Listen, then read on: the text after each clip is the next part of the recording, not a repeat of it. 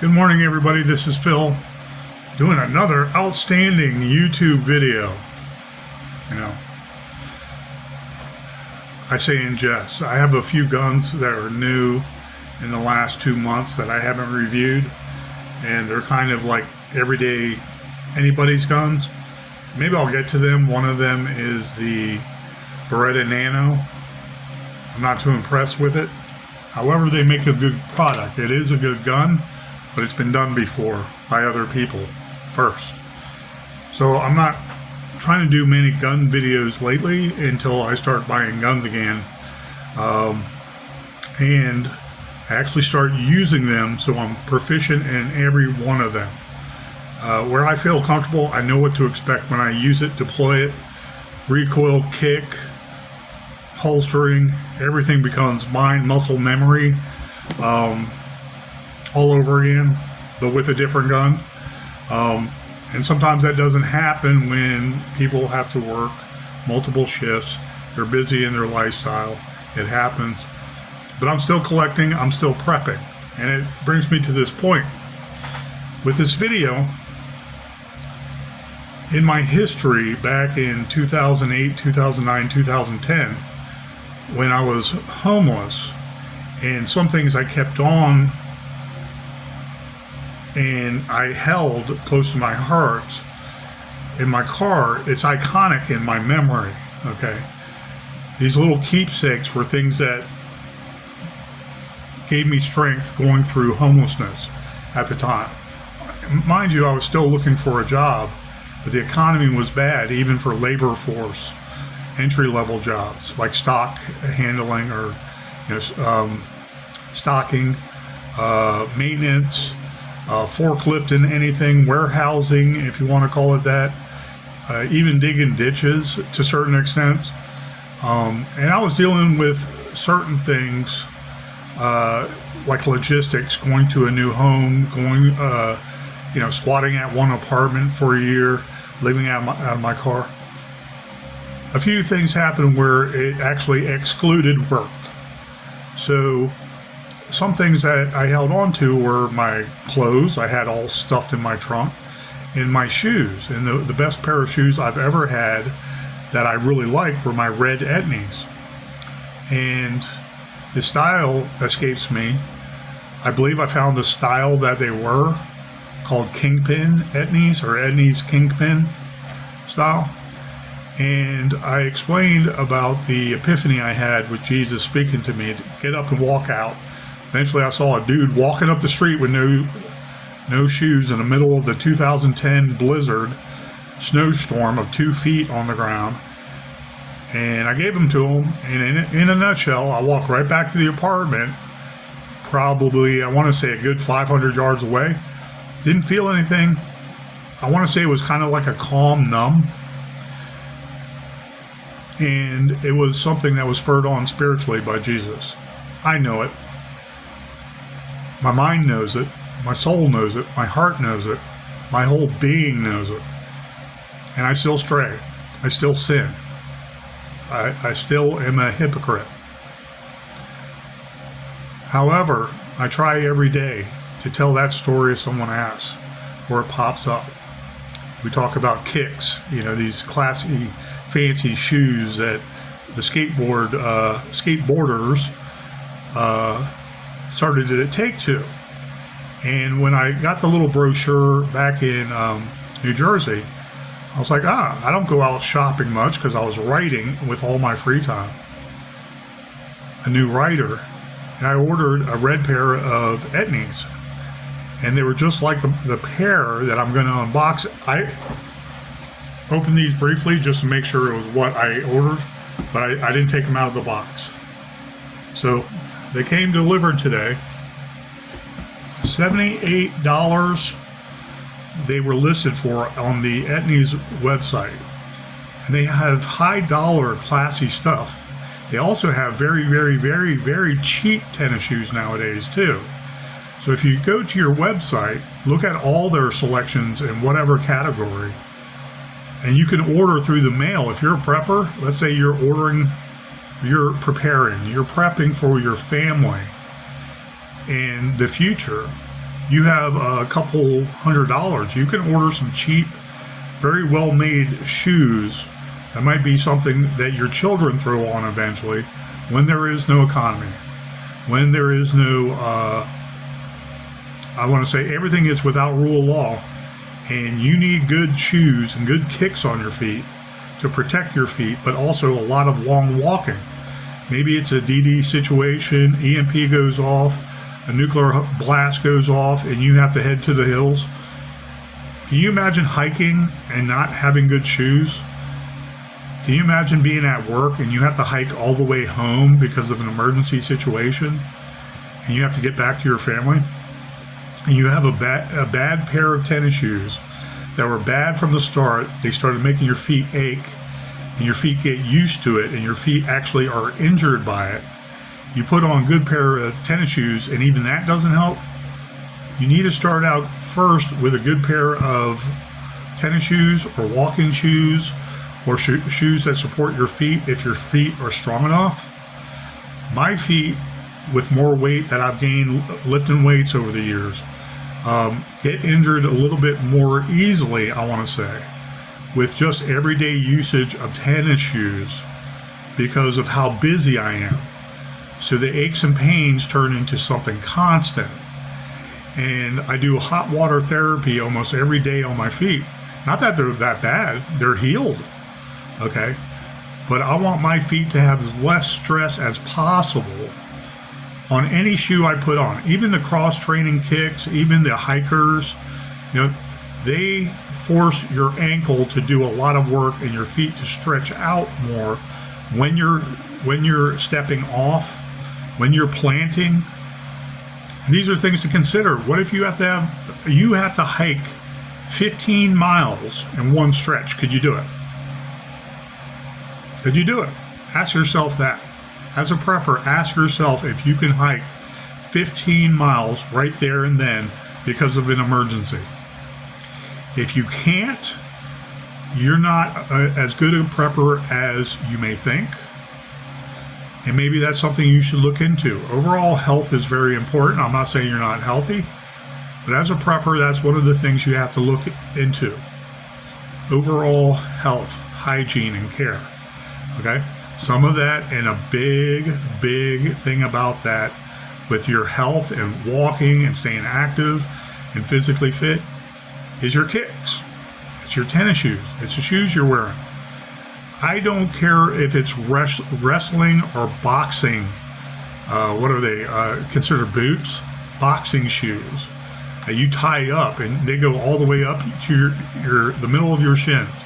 If they are comfortable and your feet are comfortable and they are safe in there and you feel comfortable as you maneuver, as you walk, as you plant, as you step off, then more power to you. You're ahead of the game. But it's always something to take into account. Depending on the shoes, is the padding underneath the foot going to be pressed down so much that it's no longer padding? Are the soles and the tread of the shoe going to be worn down? They no longer absorb most of the shock of your body?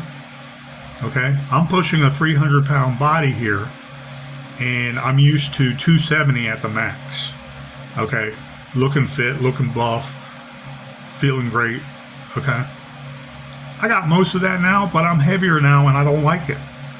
I don't, so I'm working on it, slowly but surely. But some of those things you can do also, looking good, or you want to look good, or you want to have some nice kicks. So you set an example. You show people, hey, I got some nice kicks. I dress somewhat casually with it. Something you might want to do to make yourself feel better. Dressing yourself in your accoutrement is part of self-identity and feeling good about yourself. Okay, there's nothing wrong with that. Me, myself, do I like to be vain or talk about vanity? No. No. Let me grow out my beard, and if I wasn't in a workplace environment, I would be bumming it. Trust me. So anyways, this video is more of like an impromptu unboxing. I don't do unboxings of guns often, and I usually look at the gun to make sure I know what I got after I paid for it, and I'm carrying it out to my car, and then I look at it because I'm so happy that I bought it And it's not really a pure unboxing. This is closer to an unboxing with its purity, because we're going to go over the shoe and what I remember about my previous shoe. Maybe do a little comparison, but also it's pretty much the same. Some of the reasons why it made that original pair of shoes so good, I'm sure exists in these shoes I picked out, because they're comfortable, they're really nice. They have leather, I want to say a suede feel to them, and they appear really durable. The red shoes I had, they were brand new. The red shoes in my previous story, were brand new. I wore them 4 times, maybe 1 hour, 2 hours, going to the store, going to a date, going to work one time where I knew I wasn't gonna scuff them up on a bunch of boxes and pallets. Lumping all day and then pulling orders all day, the second half. Anyways, let's have a look. Comes in the Etnies box. This is a swivel top box. So it opens up, and you have this nice paper to hide it and keep it comfortable in there. And I remember I didn't order black, the color black. I wanted something different that looks good in formal wear, could look good in casual, could look good in sporting. So I got my pair here, dark brown Etnies. I wanted a color that kind of pops, different than black. Black goes with everything, don't get me wrong. I like black t-shirts, I like black guns.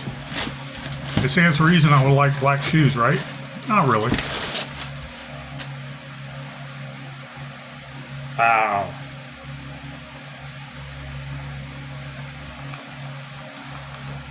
Wow.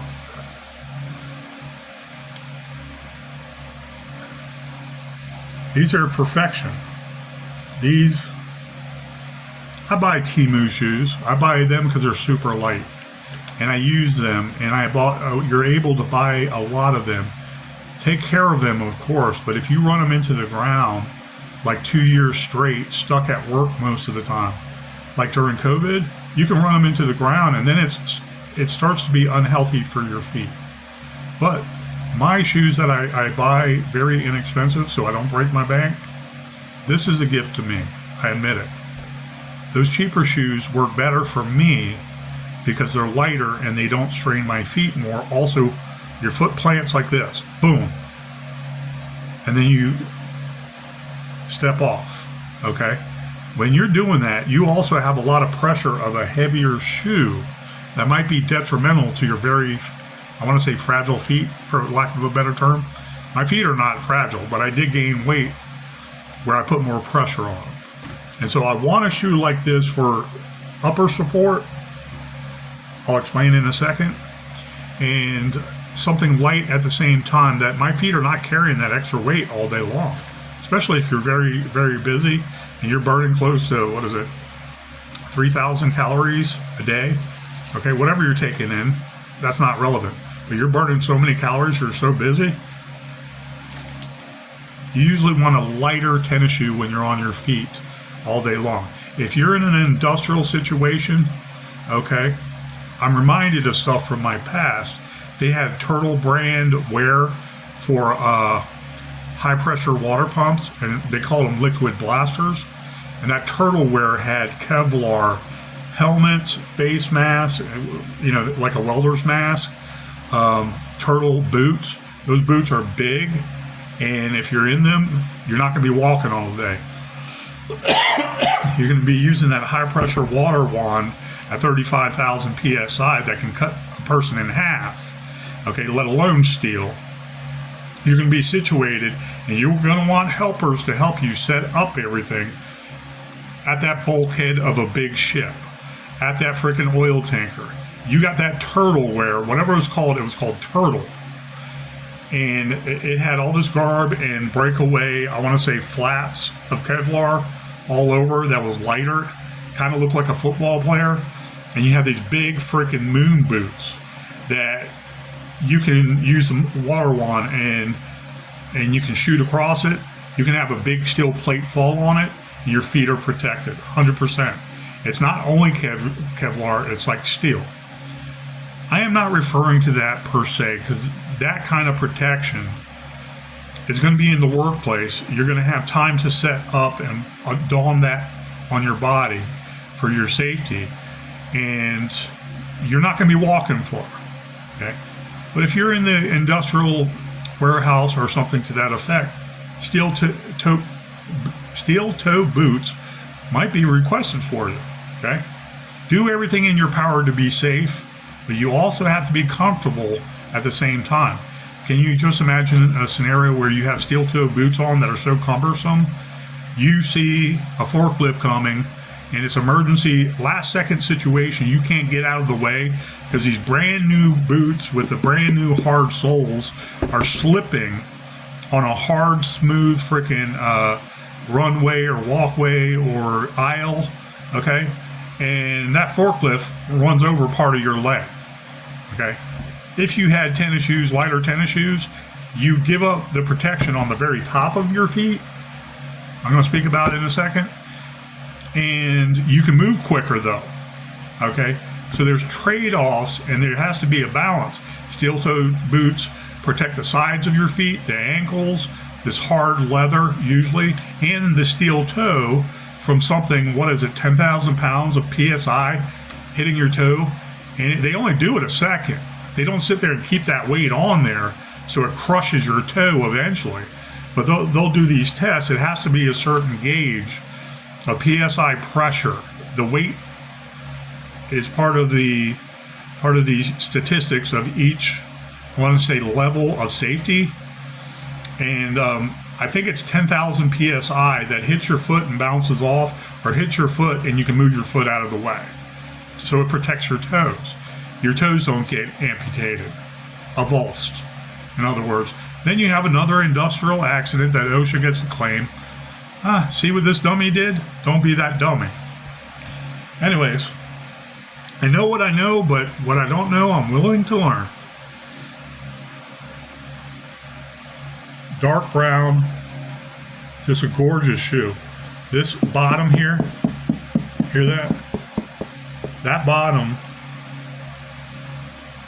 is about, well, you can see the sole start here in the very bottom of the shoe. That's a good inch from the top of the stitch to the bottom of the sole or the plant. And where the padding is, there is stuffing in there. Inside, there is about a centimeter, it's even more than that, maybe close to 3 centimeters of padding that you can push in and feel it. With your body's weight, it would feel like cushion. I wonder how long, if you wear these every day, I wonder how long it would take to deteriorate that. Press it down where it's almost like you're walking on hard floor. You know, you don't want that to happen, but you want the contour to respond and give with the contours of your feet. You know, you don't have to be a rocket scientist or doctor to figure these things out. It's how your foot is comfortable in the stepping off and the planting again, the stepping off and planting. They always talk about the hundreds of pounds of pressure your feet absorb when you plant, but that foot has to step off too and push that hundreds of pounds off. Okay, that's when the arches of your feet, the very top, are very important for the structure of your feet. And everything I read up on plantar fasciitis, when I actually damaged my feet by walking on gravel, the doctors were 1,000% correct. Whatever they are, the foot doctor. Podiatrists, they were 1,000% correct. It doesn't matter about the bottom of your feet. It has something to do with the structure of the foot and the body, and something adjusting wrong with the body to the structure of the foot that makes the bottom of the feet damaged. And I damaged my bottom of the feet first. I use hot water therapy on the top of my arches that go down like this towards my toes. I'm sorry, this angle, looking down like this towards my toes. Within 48 hours, my feet healed. Year and a half, I'm walking on injured freaking feet on the bottom of my feet. One of the pieces of gravel when I was walking felt like it made a hole in the heel of my foot. Okay, I press in it and I would just fall over in pain. You press in a little, it's like even a massage around it tickled because it was so sensitive. And you press in that little hole, it cracked in the heel of my foot. Even that healed. 48 hours. I could touch my feet, massage them, stretch them out, back and forth. You stretch your feet out away from your heel. You know when you're massaging your feet sometimes, and you push your toes back against your foot, and you're like, that stretch. I couldn't do that at one time for a year and a half. I even moved my toes backwards and the ball of my feet backwards some, closer towards my shin, and I'd be like, very painful. Your feet are very sensitive because they're the farthest part away from your heart and your mind.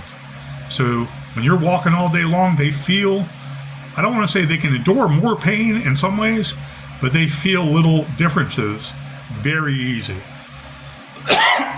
So anyways, I have the shoelaces. I'm not going to tie my shoelaces here right now.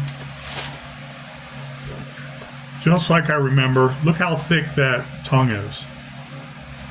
That's padding for your upper feet, so you can kick the skateboard up and flip the skateboard, okay? That goes in here, and just like I remember, nice suede leather here.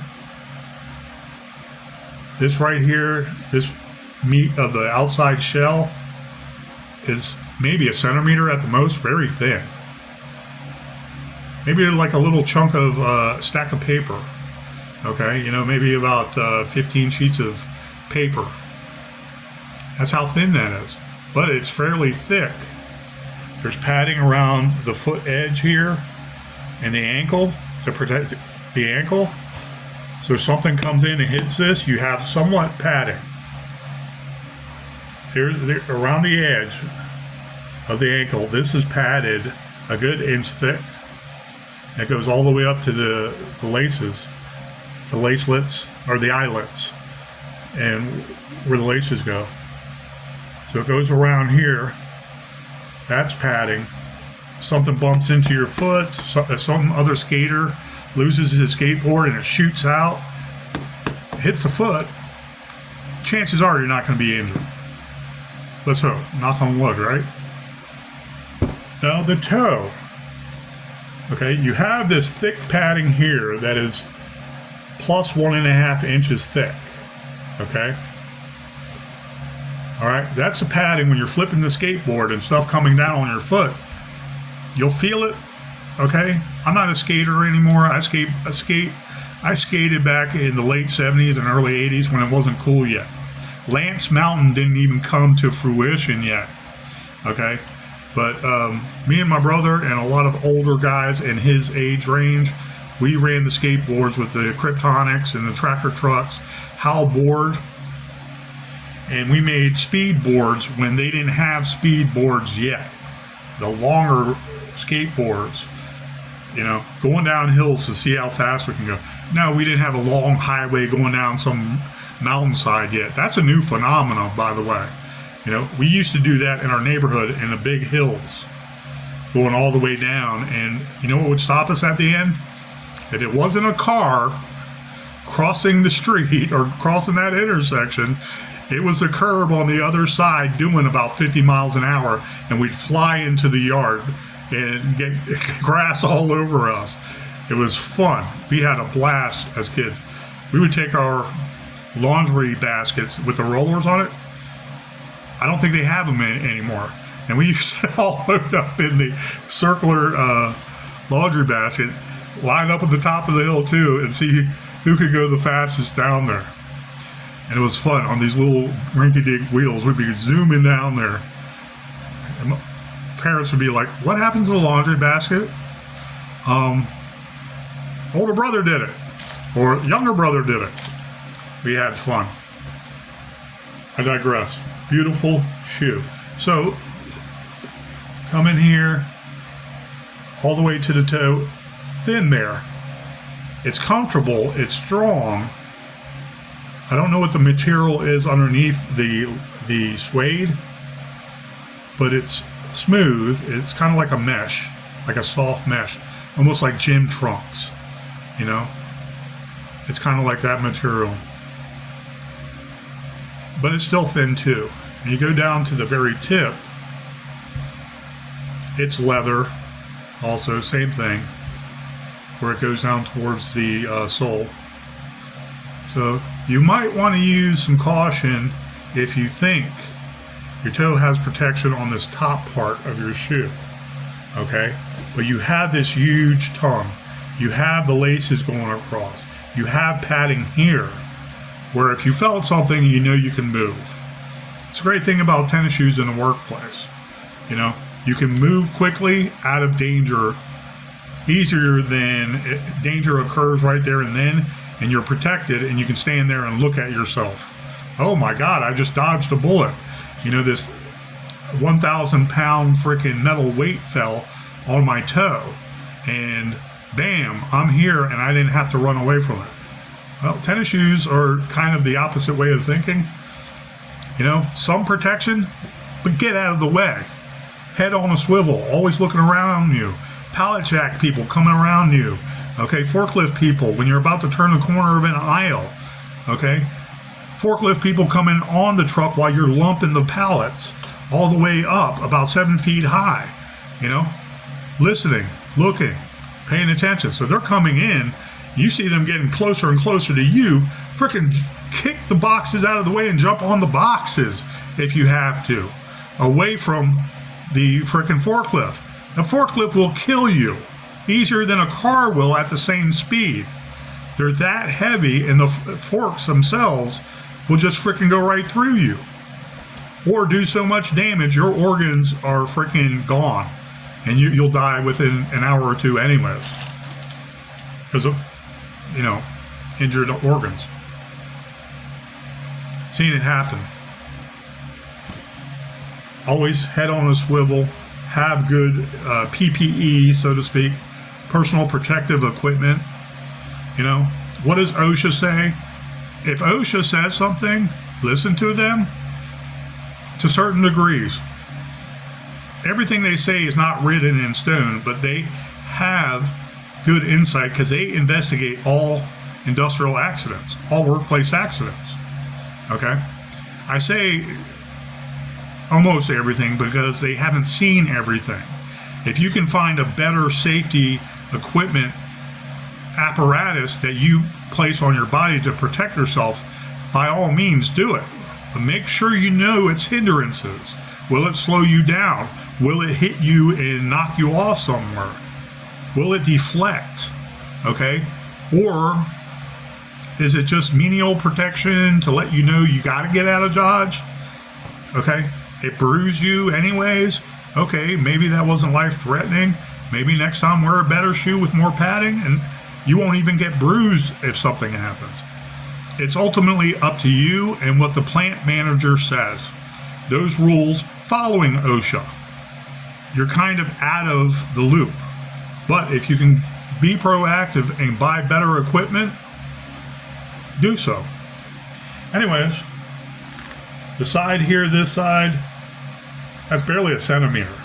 It's thinner here. It's hard though. It offers some protection. I want to say glancing, deflecting. So this is not bad. This is a well-built shoe. For $78, I would buy this for $100. Based on my red Etnies that were $128, circa 2006, 2007. Beautiful shoe.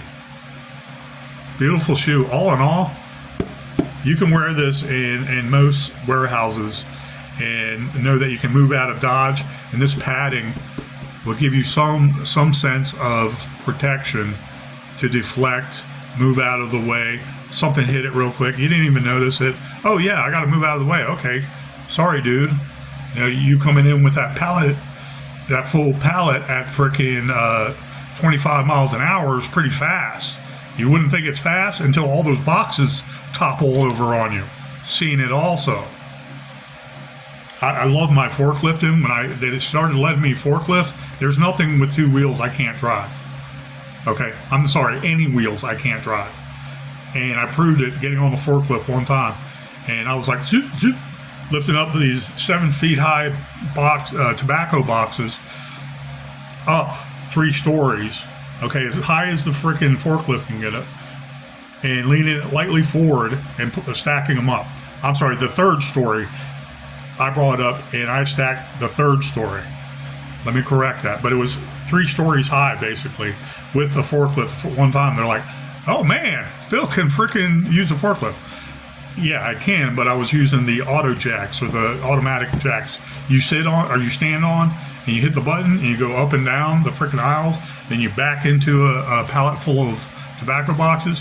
Big operation in New Jersey. Huge. I loved it because they let me start to do things where I could show skill. And I would use common sense too. I would make sure I had boots on. Whatever they said we had to wear, I would make sure I'd have that. Or something more comfortable, like a very sturdy shoe. I didn't use my Etnies for work, but I remember using cross trainers, the trekkers kind of thing, for hiking. So, you get your foot stuck in between a rock, you're not breaking your ankle when you start to move. Oh, I'm stuck here, but your whole body went one way and your ankle decided to stay. Been there and done that too, but didn't break my ankle. Beautiful review on this shoe. A beautiful shoe, because I have nothing bad to say about this. Reliving that past with those red Etnies. It's a great brand. I would buy these before Nike. And people understand why. Nike uses slave labor in China, so they pay them pennies a day, and then they're making shit. Each person is making 25 shoes a day, slaving there, and they want to work, and they have that money to buy some things for their family and some sustenance and some leeway there, but it's not enough. It's slave labor, or they have sweatshops where people are I want to say indentured to go in there. It depends on the province too. It's not all CCP ran. It's like individual provinces, part of the CCP, that say, we'll do this way. And, I won't upset you in the party. I'm letting you know what I'm doing. I'm using this labor force for this A, B, and C, because our corporation is bringing this much money into our country, and 25 to 35% is going to the Communist Party anyway, sometimes 50% and more. So I'm using slave labor, so I make more money for us. CCP is like, okay, go ahead, yeah, all right. Some of the provinces are different with these slave labor markets, is what I'm saying. Some people might get $5 a day, and that's rich in their province. So that $5 a day can feed a family for almost a week. Maybe, I don't know. That's what happens, though. Beautiful shoe. And my coworker buddies, I'm going to show tomorrow at work. Just a beautiful shoe. It's a beautiful shoe, and I'm happy. It's not pride. I'm happy that America affords us the ability to work hard and buy stuff you really want, something really intriguing to yourself. The story behind the red Etnies, the $128 pair of Etnies, I would give to anybody in the same situation. But being I was told to get up and walk outside, and I didn't know why, by Jesus, it was even sweeter. I needed to see that. Many atheists don't see it. They don't want to see it until they're down on their luck or they're experiencing real pain. And then something occurs because they can't believe what's going on with their life. And they call it going through the fire, but that can mean a lot of different things when you're doing it. It could be that you're experiencing something really, you're rich. Riches are coming in, and then something tragic occurs. And the good Lord speaks to you, and you're like, now I get it. Now I get it. Strive to be a better person. Strive to help other people. Strive to forgive and forget. Strive to work hard for a living and not believe everybody owes you a living. Take the good with the bad. Make art, not war. Make love, not war. Anyways, my proselytizing ends here. You guys buy Etnies, you're not going to go wrong.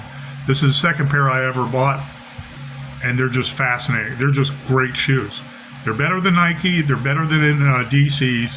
DC tries to get flashy a lot with the basketball skate mixes. The colorful skate shoes, it's like some of them are really cool, but I haven't compared the costs really since 2007 when I was looking for these Etnies right here, so I can't give commentary about that.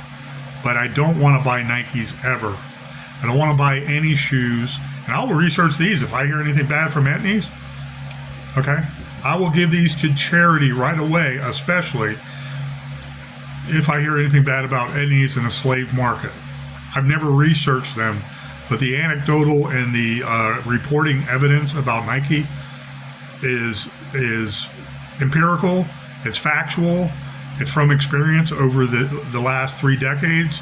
And you look at the billionaire freaking basketball players, you know, they will endorse Nike for that big time money, but they won't speak out against China and the slave labor force they have and the murder they are doing every day of every year of every decade of every century. Now every century, because it's been going on since 1947 in China. You know, buy a good product. You don't have to investigate them to enjoy their good product, but treat yourself to a good product. Feel some pride in that, you know? Feel some pride in that. All I can say is this is a good product, and I love them because the good Lord told me to get off my ass, walk outside. I didn't know why. I walk 2-3 minutes down the corner, turn the corner. There's some vagabonds coming up the street. One of them has no shoes on in the middle of 2 feet of snow. I know it.